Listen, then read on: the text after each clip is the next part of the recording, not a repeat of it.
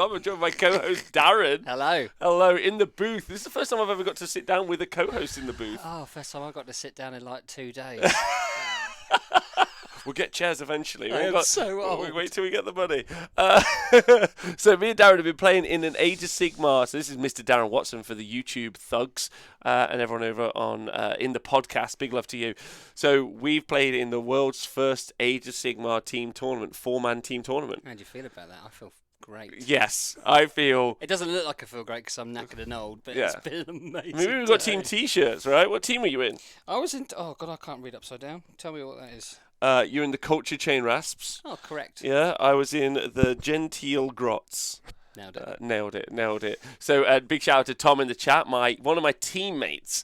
So thanks for joining us live. So yeah, we played in an Age of Sigmar, and we played an Age of Sigmar singles event yesterday. Now you guys, if you listened to the podcast or watched the video yesterday, you would have heard me, hey Bugtastic, you would have heard me talk about my first thoughts. So Darren, let's take some of your first thoughts about Age of Sigmar 3. Yeah. Like, what jumps out to you? Like, just, you can go anywhere. We'll just explore for a bit. What jumps out to me immediately is just how much more fun. You think? Yeah. Okay, talk to me about why. 'Cause it's so much more interactive. There's so much more going on, and there's loads of nuance. And I love creating problems for people, and I love having solutions. And it feels to me like there are loads more problems and loads more solutions. So many loads more problems. tools, loads more tech, loads is going on. Everything's happening. You're not going to be. Oh, I love the fact that you're not. If you get double turned by a slow player, you're not going to be there for an hour and a half wishing you'd played someone else.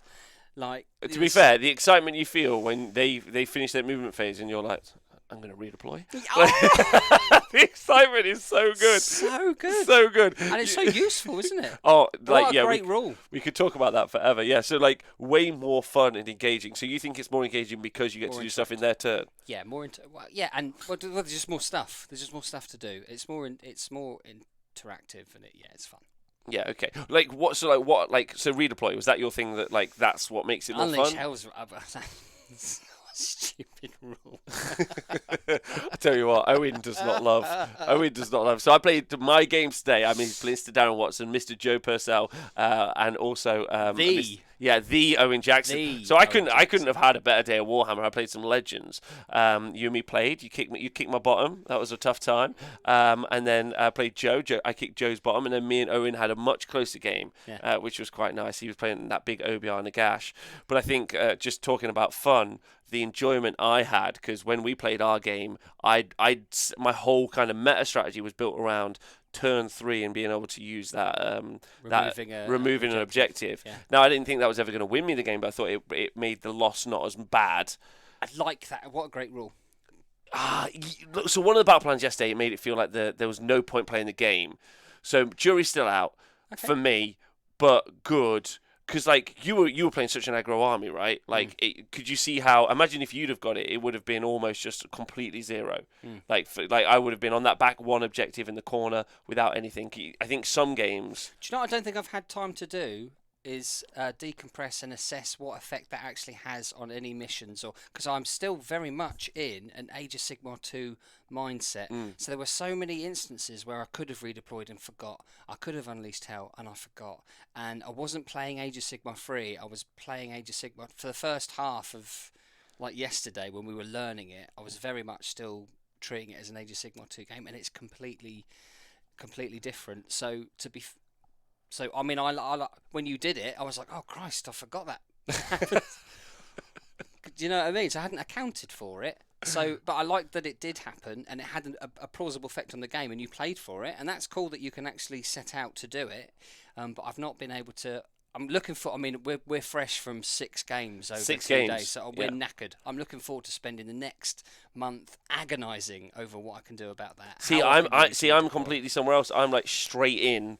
Like, we got a team ticket available for our team event next Sunday. No one's bought it yet, so I'm going to snipe it myself, I think. Yeah, I'm going to snipe it myself and then just play 3 more games, because I've had a blast. I don't love the list I've been running over the weekend, but I've loved because it plays into, like you saying, the interactivity. It plays into so many ways I like to personally play, which has been really nice. And I also think, like you said, the more command you have over the game, like if you know about redeploy, if you're thinking about removing an objective, if you're thinking about these things, you're already in a much better place. Like we played the last game, we played Vice, and I played against Owen, and honestly, I think unfortunately against like Owen was like halfway through, I was like, the objective's in the middle now. He's like, oh, is it? Yeah. And knowing that the objective was going to be in the middle, because the objectives start in the end and they move in the center.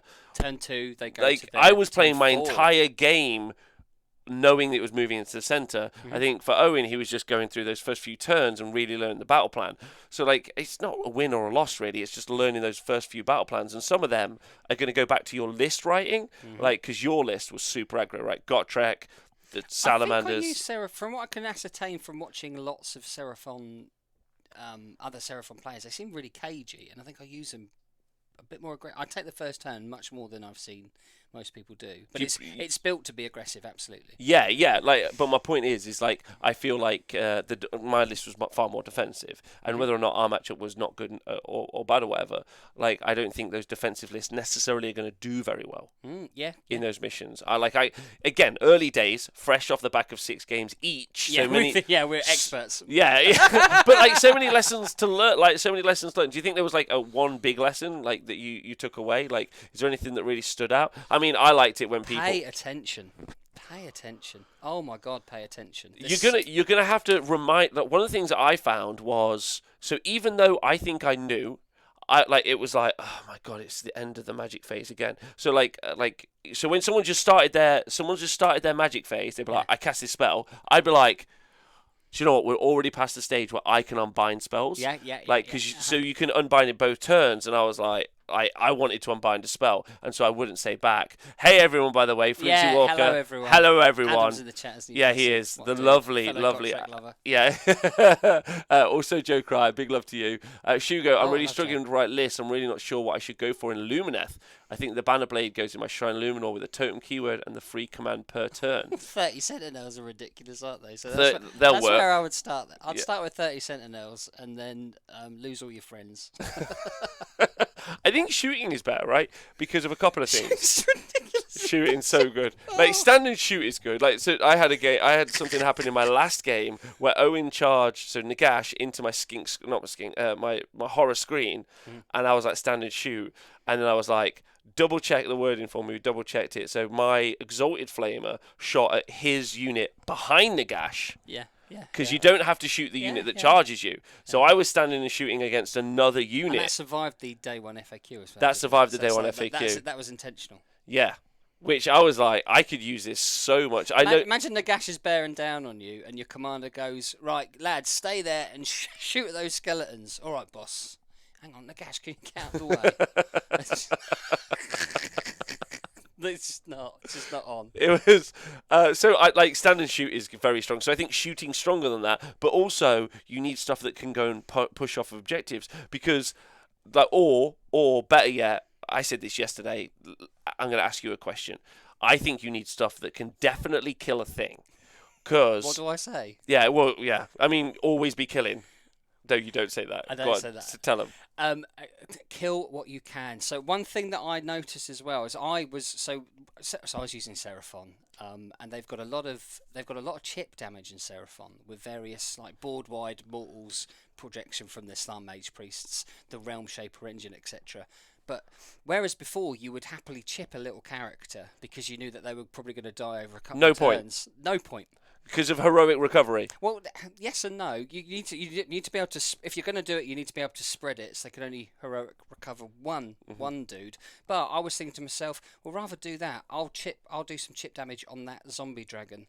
You know, I'm going to do some chip damage on units that aren't able to heal.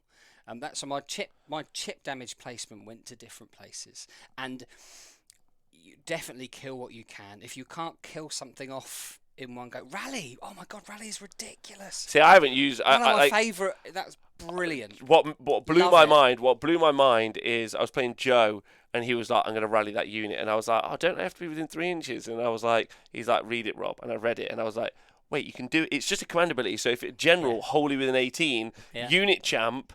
I was like gobsmacked that it was just basically board wide. I was like, both hero phases as well. Both Yeah, like I couldn't handle it. Also, I wasn't particularly spamming. There was no command ability in my army today, so there wasn't really many command abilities that I was wanting to use. So there was always an inspiring presence available for myself, and there was always a redeploy if I wanted it. But I never really found myself lacking CP. That was the other thing. I could always inspiring presence when I wanted.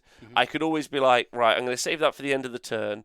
And then, so I found CP was fine, and I didn't need, like, you with your Seraphon, you must have felt like you had too many. I did, yeah. Yeah. I did, yeah. I felt a bit naughty. I like feeling naughty. So yeah, so, like, that's, I don't know, like, I think Stand and Shoot was as interesting. CP, there's loads of it, but the thing I was saying about killing stuff is that if you're going to try and achieve some of the battle tactics, you've got to achieve the thing. Which I thought was quite important. I found, and I felt that was the thing my list lacked, because I did attrition damage. Yes. Yeah, definitely. Yeah, like my list has got 3 big bits of power projection, hasn't it? Which I found most armies have got 1 or 2. Having 3 was really nice. Which is 30 skinks, two salamanders, and Gotrek, obviously. The ability for your champion in your skinks to be able to give you a all-out attack, which by the way is really good. What? Have you heard about it? No, what? I Stop the press. No. Let's not be unkind. They did their best, right? But the ability for him to be able to teleport, and then if he's not, normally when you teleport a big bulk unit of skinks in Age of Sigmar 2, it'd be quite easy to overstretch, overcommit. But now this little unit of skinks has got so many tools, so I can plus one to hit later, and I can redeploy. I can unleash hell. These little units that are harder to kill because you can now. Yeah. You don't need them so much. It's a weird.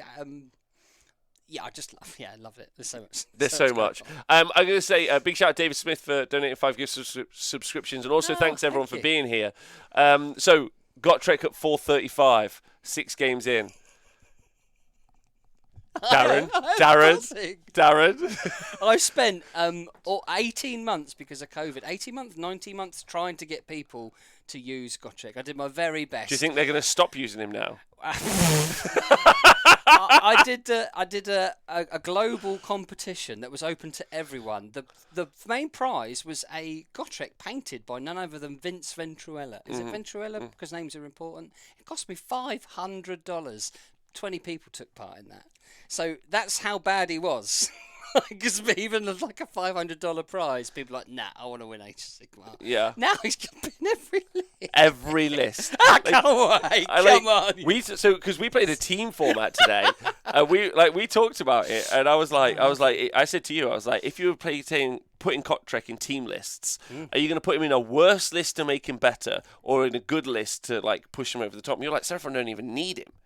I don't even need him. So you can go to other. Imagine imagine you have 12 bow hunters, however much you can cost, whatever it costs, and then just Gotrek, and he's just running forward, just walloping. He was just a.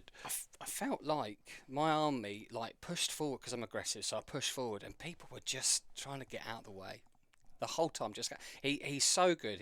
You're running forward into the middle. No one wants to go anywhere near him. And he's on an objective, and he's pushing people away. And Seraphon can project power at range, so you don't want things near you. And when they do come near you, unleash hell. Will you parting shot? Are you redeploy? What are these rules? We'll try and ignore Seraphon out of the conversation. I played a lot of Skaven this weekend. Benjamin obviously did pretty well with his 9 Storm Fiends. Yeah, he picked me yesterday. He got 60. I got 59 for the singles. For the singles. Well but done. Your team took out the team event. My team of heroes. Nathan Prescott. I've not lost a tournament when he's been on my team. I love you, Nathan. Lovely Nick from WS10, the commander. And then Donal, beautiful Donal. What a wonderful team. What actually. a team. Yeah, Legends, what a team. one and all. Really, really pleased One with and that. all. So, yeah, like, how do you... so, one of the things that came up today, little interesting point, David Smith is asking a question about Plague Monks. I'm very tired, so I would have to, like, go down and sit and reread it. Plague Monks charged Blight Kings. Monks were doing mortals on 6, but within range of a Wither Stave. They got to choose the effect that they wanted or could ignore the Wither Stave. I think that's something I have to go back and look at. Yeah. I'm too tired. Yeah. I'm sorry, David. Yeah, I'm apologies, but like something I need to know. That was actually one of the nice things. So I've worked quite hard to commit as much of the rules to memory, even though it's still super early. And it was quite nice. People keep coming up to me and being like, "What's this cast on? How does this work?" And I felt like I've got an okay grip on it. We've got an event next weekend. Thanks to Clinton's Lock for resubscribing. I think, but there's still so much for us all to learn, and you have to have a bit of patience, right? Like you and me, you were doing Arcane Bolt, Spell Portal, two different changes. Yeah, and we were just like, do you know what? I'll just stop you. And then I unbound it, I think, or dispelled it, and then it was like, cool, we'll work it out after. And I still haven't worked it out. It's something for me to go away. Plagiarification. Big love to you. Plagiarification said if Kragnos went down in Age of Sigmar 3 in points, he was going to eat his Dominion box. So video of me eating it soon. Is that going to happen? Apparently. I want to see that. On that note, so season 2, if you don't mind, a bit of please, I'd love no, do it. So for all you people that are interested in using Gotrek, welcome. You're more than welcome. I'm going to be doing season 2 of Gotrek. I'm going to be trying to organise it, get it prepared for next week, and it's going to be the same system, but this time it's going to be Gotrek versus Kragnos. If you're not familiar with my competition for Gotrek, anyone can enter. It's global. The rules are you have to enter Gotrek in a 2,000 point tournament, and then it follows the bad dice ranking system, and your best 3 events will rank you, and if you come number 1 you win. But I'm going to be doing it versus Kragnos, so also if you enter Kragnos into a 2,000 point tournament, and you could, I'm listening. Exactly. So I'm just sorting out our food. I'm going to see who's better, Kragnos or Gotrek, basically. And I'm going to be doing that next. I think we know the answer to that. God, yeah. Well, I don't know. What? Yeah, okay. If everyone uses it in Seraphon, probably he's going to do better. But we'll see. I'm going to do prizes for how many mortal wounds Kragnos does to a monster in over the course of a tournament. What I liked is this weekend we had a couple of Gotreks and we had a couple of Kragnoses. As I understand it, all of the Kragnoses were just running away from the Gotreks. Like it was just a tiny angry dwarf chasing a bunch of ponies. Armies were running away from him. But not Owen Jackson's Nagash. Well done, Owen. We had an epic fight over like 2 or 3 turns. And because there's so many things you can do, like all out attack, all out defense, you got to think: do I want to be defensive? Do I want to be aggressive? And you've got he was roaring at me, so I was trying to cast a spell on Gotrek to make him a monster to stop Nagash roaring at me, so I could all out attack. Oh my god, that's great! And it felt like in Star Trek when you've got James Kirk fighting like some alien that he's just had sex with. Yeah. It's the only reason I watch it. Over like a cliff. It was an amazing fight. So thank you, Owen, for not running away from Gotrek. That was the highlight of my weekend. Whereas in my game with Owen, all he did was put Nagash in front of 10 pink horrors, and then I redeployed, and then he failed the charge. Oh no, because OBR don't get anything. Because they don't get the rerolls. So I have a genuine thought. I said this to you earlier. For all the OBR players out there, ignoring whether or not you love your army or you don't love your army, if you have another army right now, I'd put them to the side. And it's not because I don't think they're strong or anything like that. Oh, no, this is a great point, actually. Yeah, but I think if you're playing an army right now, I would build a couple of things into your list straight away. At least one predatory under spell. Mm-hmm. So you remember at the end of every hero phase to move it. Doesn't matter how expensive it is, doesn't matter how good it is, just get it in there so you remember, I'm going to keep my wizard within 30 to keep control. Something to remember. Number 2, don't play OBR because they can't use any of the core mechanics. So you're going to want to do redeploy. Maybe take a shooting unit if you can for Unleash Hell, but you're definitely going to not want to play OBR so you can use as many of those as possible. You can learn the new rules. Go back to OBR once you've learned the new rules, but don't spend the next 6 months committing to an army that's going to make you worse at the game. Well, yeah, because in a year's if anyone plays OBR for a year now, then they pick up a new army, they're going to start relearning how they can move their armies. I was making plays, I was moving units to redeploy. which is completely different, right? Like I'm just like I'm making that happen to make stuff run away, like, and that's game changing. Like, and it was so fun. Also, making it so that like Owen had to roll charges. So the first one I redeployed, and he had to roll. I think he then had to roll a 6-inch charge and roll like a 4. Which was rough. But then the next one I redeployed way further away, like 6 inches away or wherever the hell it was.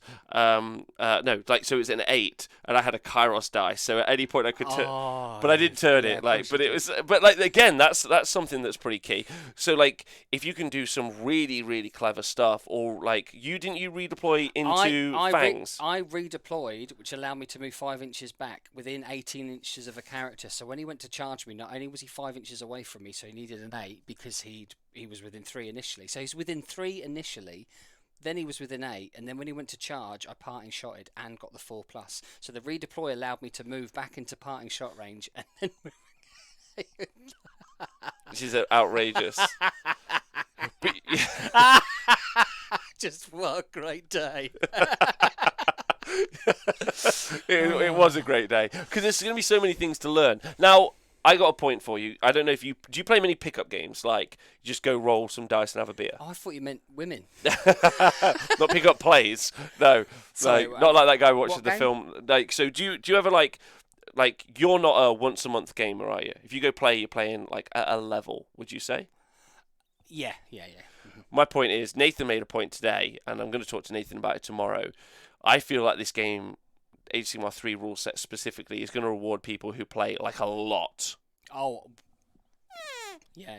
The people, the Just Play boys that get their reps in, you know, the Polish I know do loads, the Russians I know play loads. Yeah. And I know, it's going to, absolutely. We don't actually play a lot of competitive games as Bruce's. The Myhos, for example, they're not particularly interested in gritty. They love just using all sorts of batshit stuff. Right? Yeah. So that's my gaming hub. So I don't often get like we had, a proper gritty game. I think they're up for more. But the people that play those 2 or 3 times a week or a day, even because TTS now, I know TTS is a different experience to live, but it still allows you to learn the mechanics, doesn't it? Yeah. So those people that are putting the reps in it's gonna really reward them. Yeah. And I think as well, towards the end of Age of Sigmar 2, the game was getting a little stale, and the lists and the power level of the tomes that were coming out was so great that skill level didn't matter as much. Yeah. And now I think they've done a really good job of rebalancing everything, and now skill is going to mean a lot more than it did, a week ago. Or 2 weeks ago, because half the fucking world's had the book, so they've all been playing Age of Sigmar 3 before me, the bastards. That's my point. I think the more reps you get in, the better you're going to be. I think as a pickup game, it's not as fun. I think, but there's a caveat to that, and as long as you're playing someone else that is just So yesterday we played a load of the missions where it's hold 1, hold 2, hold more. Yeah. Whereas today, when we were playing the Me new and battle, Owen was still doing it. Yeah, like, fuck. Battle for the past, right? Yeah. So 2 in the center were 2, yours worth 1, theirs worth 4. Yeah. That felt more traditional. Actually, that was such a cozy, easy game because I already knew my strategies. I knew how to play. Yeah, it's comfortable, familiar. Like, you know what you're gonna do. Yeah. And I would personally say that, like, if I was going to play pickup games, but then how do those people who are playing casual pickup games even know? Yeah, but it's only that comfortable because you've played it for so long. Yeah, I also if you just pick that up, it's no different. Okay. Like, so take Meg came. It's James' better half, isn't it? She'd only played like 10 games of Age of Sigmar 2, so she's got the advantage of not, and they were learning the game, so it wasn't like they're not ingrained in her head. So this system now, she's not going to have that familiarity with it, so it's not going to affect her. True. I'm just saying, you only felt that way maybe. I just think it's also. I also think it's like it's a lot more granular. So one of the things also that came up today, kind of a last thought from me, is with the scoring. So if any of you are running team events out there or thinking about running team events, one of the things that came up early was the points variance difference. This isn't going to be really important, but when me and Darren play a game, let's say we both end up on a set amount of victory points. Yeah. In a team environment, one of the things that you can do or should do, and Darren, you played way more team events than me, so you'll be able to talk to it, is even in a bad matchup, you're going to try and generate a few points in a bad matchup. So what you do is, we had it, the point variance set to 1, basically. So for every point Darren would beat me by, it would change from a 10-10 to a 11-9, a 12-8, and it would move like that. After round 1, big shout out to Donal, who won his game, and he was like, I don't feel like I deserved as much as I got. Yeah, I don't feel like I deserved as many points as I got. And Joe's game also the same. Upon reflection, in our game also as well, because the old system it would be 20-0, but actually 17-3 was fairer. Yeah, because you played your guts out. Well, you had to. I was playing Darren Watson. Come on, with Seraphon, right? It's not the like Sunday morning. You're a bit tired, and you think I had slept for 37 years, Darren. Like I was tired. Talk to me about insomnia. Anyway, so the point is, so we switched it up to 2 points variance. So anyone who's out there is like, I'm going to play a team tournament. I'm going to run a team tournament. Currently, for me, if you're running something soon, I'd let you know. You're going to write it all up, aren't you? I'm going to write it all up. I'm going to try and do it as a blog. I might even contact a couple of people, say, hey, could you post this out on your blog? Because I think I've had a lot of thoughts and I'd like to kind of write it all down. No, it's great. Yeah. And it was universal as well. Like, but it's useful as well for people. Yeah, I think so. Like, useful as well for people. I know it's a bit like, oh, Rob, I'm not running a tournament. I just want to know if I should take 30 Sentinels. The answer is yes. Yes. Yes. You should take 6. Should I take loads of Salamanders? Still yes. Can you take 60? Yeah, you can. Cause they're battle, yeah, you can have them. They're battle line. It's just a nightmare situation. Read. Do you know what as well? So you can you're going to be able to bring like 2d3 back a turn as well with Life Bloom, because it goes in both hero phases. It's the amount of heat. Like, so you took my Kairos down to 2 wounds, didn't kill him. Important point. Oh, yeah. Important. But then I over 2 turns. Over 2 turns though, he got back up to 7. Yeah. Madness. Again, you had to kill what you can. But to be fair, I had like 60 skink shots and then 2 salamanders, and they didn't do it. And you were loving it, weren't you? Over the moon. I'd already hugged him a moment forward. I thought they were going to die. I was like, well done. I was like, yeah, you'll kill him. Out. I was like, do you know what? Like, come on, I got this. Let's change the fates. But anyway, great day, yeah? Oh, yeah, the best. The best. Any kind of shout-outs or final thoughts you want to kind of like... Shout out, is it polite to say the reason why we're here? Who's... Yeah, I think we could talk about it. So it was a private event.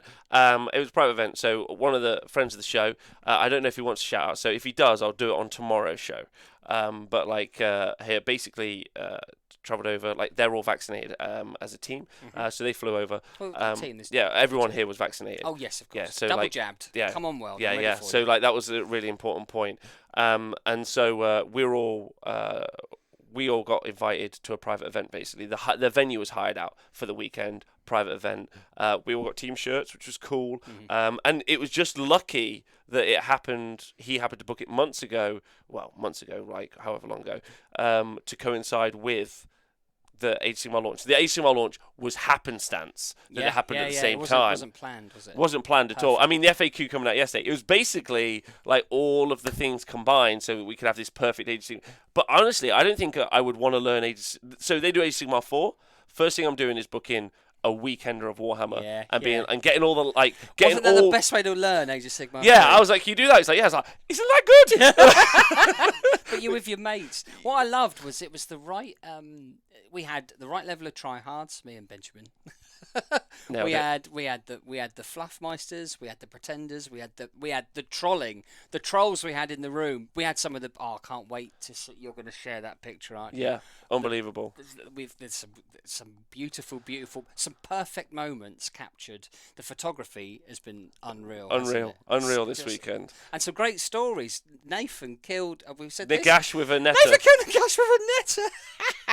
And you know how I celebrate, like football jumping about like a twat. He was like, he jumped so hard the whole place shook, didn't he, when he killed Nagash that everyone knew about. And I looked round and he was just James Powell's got Trek right in front of Kragnos, double 1 charge. He's like, no problem, re-roll this, double 1 charge. Kragnos is eyeballing him. Can I tell you one of my favourite moments from the weekend? Yeah. Tom Layton from the 40k show came and played an entire weekend of Age of Sigmar. What a legend. Yeah, right? Like, and everyone very impressed by him playing. But the key one was, After round 6, he sits down and he says to me, he's like, Rob, I was like, what? He's like, you seen what skinks do? I was like...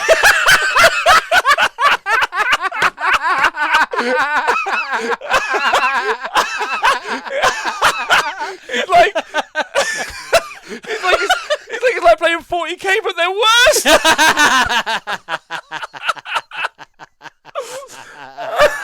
That is a I didn't know that. I was crying. I was like, that's so good. He's like, have you seen Salaman? He's like, yeah, they're pretty good as well, actually.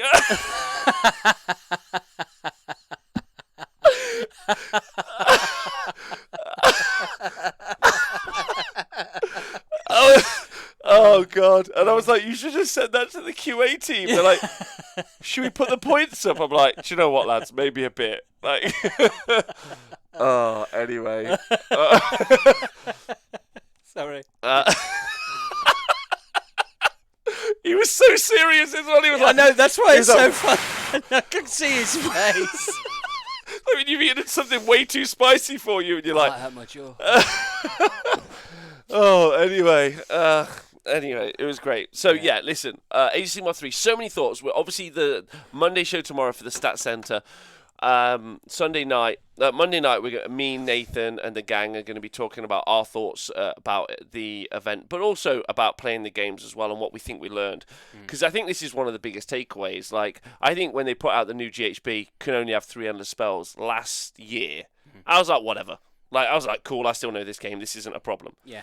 This, whole different bunch of skill sets. Not different, more skill sets. You've got more tools, which means there's more for you to learn. Someone said in the chat, 100% it's going to take you longer to learn. It's going to be harder to learn, and I think all of that's true.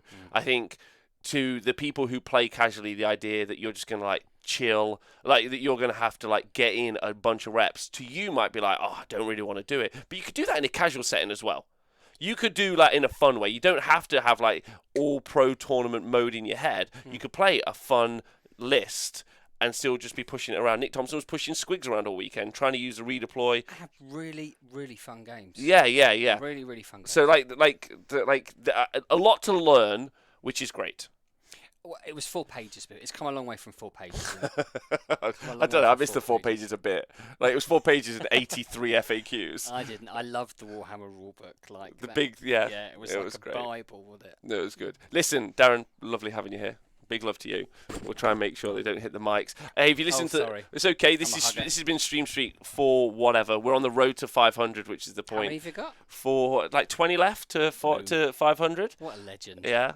So that's good. So I know these are a bit happenstance and they happen all over the place. So thanks for joining us live. The Stat Center will be back midday tomorrow, and then Sunday night, and then the regular week, all midweek, with Monday and Thursday shows. So join us for all those classic shows. Back, they're going to be great. Thanks, Darren, for hanging out with me. Thanks, chat. Love you. My special shout out is to Matt, who TO'd the event for the weekend. He kept me in iced water the entire time. He was absolutely. Also, imagine TOing me, you, Joe Purcell, Donal, Nathan, Mark Wildman. Like, imagine TOing like James Powell. Like, that's a. I don't even want to hang out with that group, let alone TO them. Thanks for listening on YouTube. Thanks to everyone else working on Patreon. Thanks for everything you do. Warhammer's brilliant. We're going to put up some more resources. Loads we've learned this weekend for resources for you guys as well. The printout sheet, I think, worked quite well. Yeah. It's essential. I would say it's essential. It's essential. I was essential, and that's a free. There's going to be so many times you're going to argue, and there's so much going on. Because there's so much more going on in the game as well. It's harder to work out. Yeah, but there's going to be less space in your head to work out. You need that sheet. You need that sheet. Yeah, you need the sheet. And again, that's just a free thing. It's on our Twitter.